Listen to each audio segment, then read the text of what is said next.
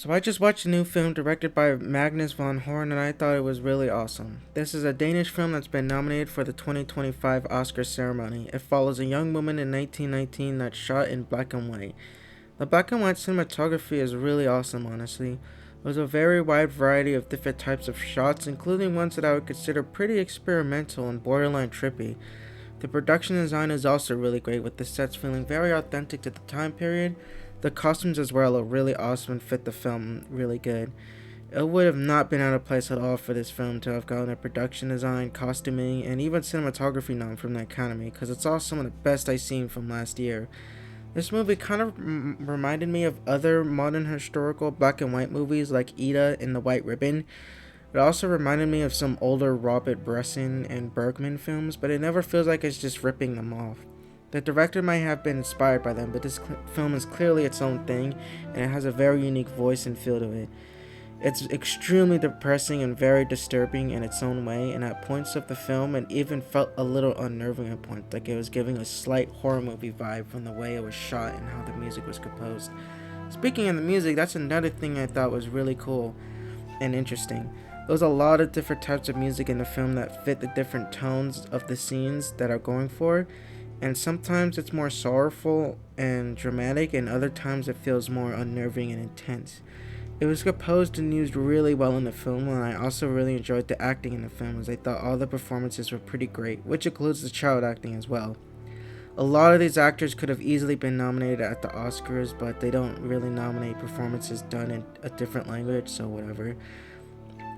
Anyways, I thought this film was really great. It was beautiful, it was well acted, well composed, and the story was really compelling, with it getting really intense and disturbing by the end of it.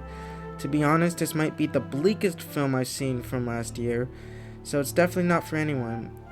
But as I said earlier, I really loved it and I would highly recommend at least checking it out, and I would give this either an 8 or 9 out of 10. Another film I saw was The Brutalist, which is directed by Brady Corbett.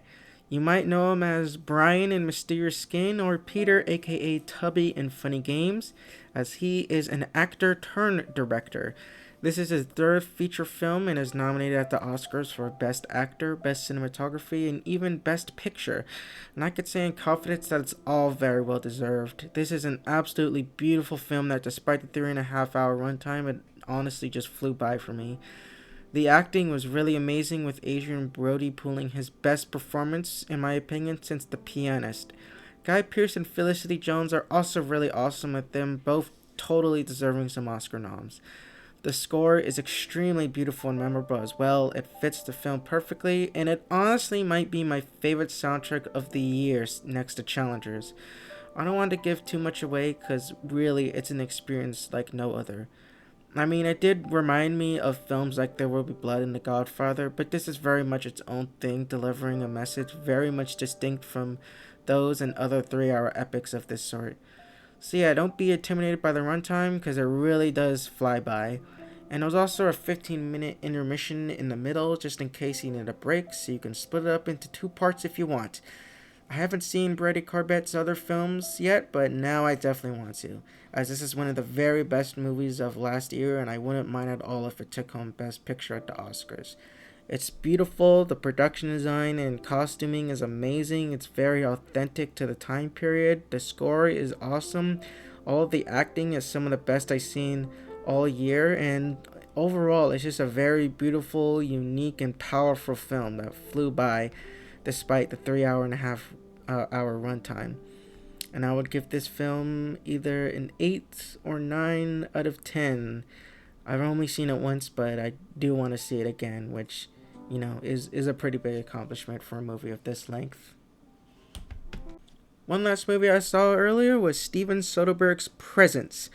Now, I'm not really familiar with the movies he's directed, but after this one, I definitely want to go back and check out more, as this is a pretty interesting ghost story because it actually takes place in this perspective of the ghost.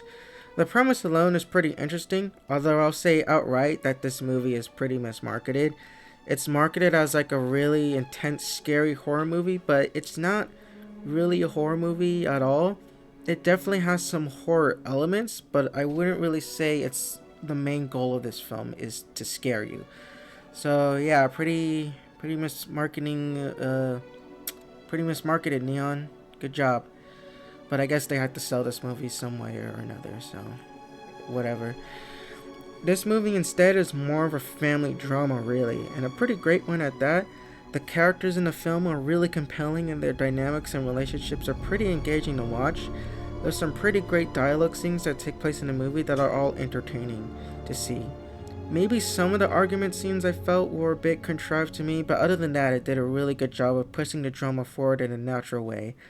I also thought the music was pretty good and fit the scenes well, and the acting was pretty great all around too. I always enjoy me some Lucy Liu. The way it's shot is also very interesting and engaging. There's a lot of long takes and interesting ways and things are framed from the first person perspective. And the way it ended I thought was also really great, with the final act being pretty intense and the final scene in particular having a really great emotional payoff. So yeah, this movie was pretty great in my opinion, and I would definitely recommend it to pretty much anyone really. Just don't go in expecting a traditional horror movie or horror movie at all really. Just go more in expecting a family drama and like the perspective of a ghost, if that makes sense. You'll understand what I mean when you actually watch it. Anyways, this was pretty great, and I would give this a 7 or 8 out of 10. It's also pretty short. I think it's only around an hour 20 or hour 30, so there's really no reason not to check it out.